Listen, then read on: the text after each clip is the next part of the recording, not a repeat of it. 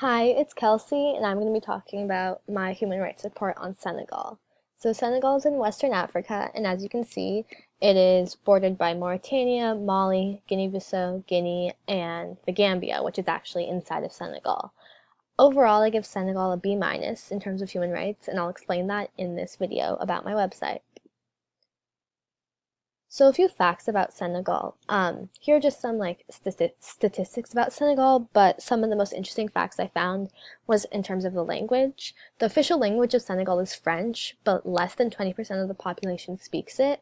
In fact, only about 1 to 2% of the female Senegalese population speaks it, and about 15 to 20% of the male Senegalese population.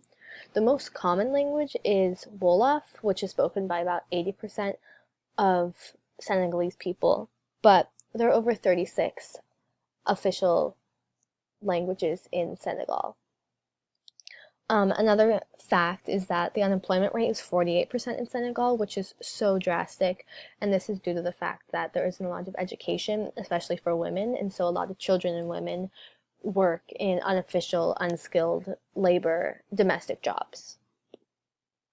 Now, for some historical background about Senegal, it was originally a French colony and went through a few years of being parts of different federations, like the Mali Federation, which only lasted a few months, and then the Senegambia, which lasted a few years before Senegal broke off and became its own democratic republic. It was ruled by the Socialist Party for 40 years in the 20th century, but now is just a presidential democracy, and the current president is President Sall. So the first human rights issue is forced child begging. There are a lot of Quranic schools in Senegal, and a lot of them are valid schools and teach children, but the fact that there isn't a lot of regulation of these schools in Senegal creates an opportunity for people who want to exploit children. So people open schools under the impression that they'll teach children, but in fact, they force children to go out on the street every day and beg for money or food, and then beat them if they don't reach this quota that they've set.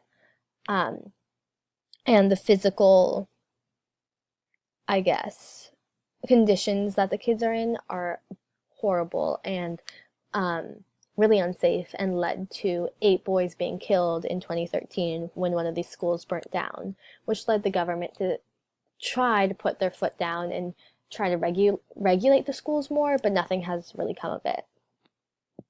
Another human rights issue is freedom of expression, specifically in relation to music and rap and local news. So 2 rappers, both in songs and rap and in speeches, have criticized the previous president, President Wade, who served from 2000 to 2012, and were wrongfully arrested and detained and threatened for speaking out against the government. Also, on a national news station, lots of newscasters are afraid to report breaking news that might reflect badly on the government, because they're afraid of being threatened and losing their job. So in that sense, freedom of expression isn't really guaranteed in Senegal, because people are afraid that if they say something, they'll be hurt.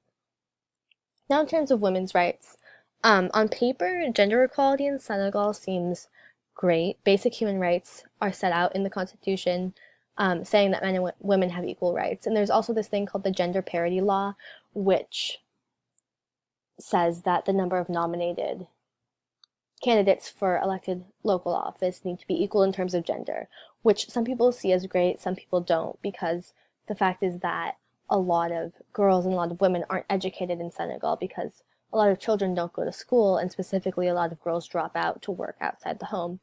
And so while this law is great for ensuring opportunity at the level of elected official, there aren't a lot of women in Senegal who are actually educated enough to become part of that class and a part of that position.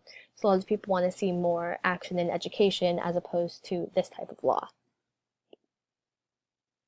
So here are some images of boys in a Quranic school. And here's another photo of Senegalese children in school. Almost 40% of Senegalese children don't go to school, and that number increases as children age.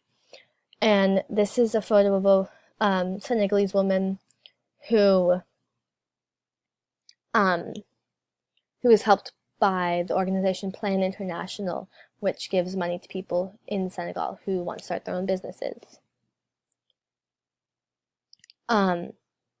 LGBTQ rights in Senegal are not so great.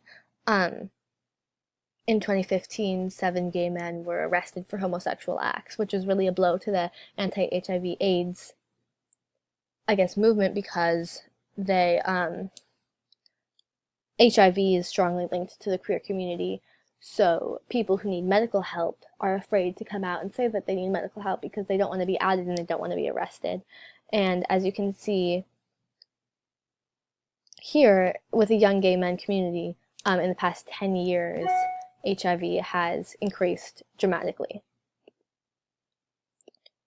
One NGO working in Senegal is Plan International, and Plan's 3, I guess, tenets of work in Senegal have to do with youth economic empowerment, education, and health. As I said, education is not like widely participated in, I guess, in Senegal, and so Plan International tries to promote education and keeping kids in school.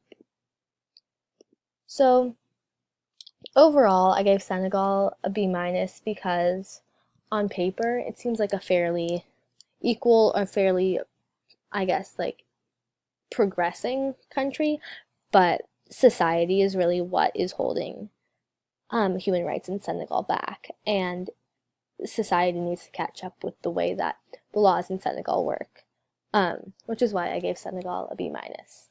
I hope you enjoyed listening. Thanks.